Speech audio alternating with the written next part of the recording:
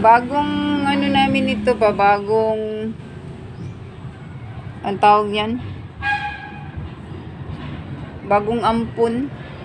Ano lang ito siya, pumunta ito dito ba ng madaling araw, nandiyan nagtatawag-tawag, umiiyak dyan sa labas. Yung kuya ko ang nakarinig. Yan. Kaya kinuha niya tapos binigay sa akin. Ngayon nasa akin na. Pinapakain ko siya.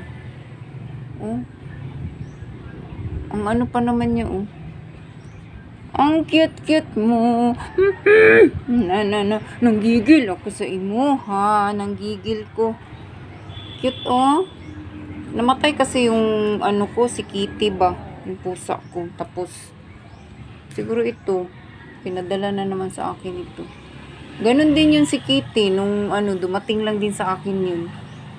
Tapos yun, siguro mga 2 taon lang siya sa akin. Ano, namatay, nagkasakit. Ewan ko ano. Ay, wala man siyang sakit.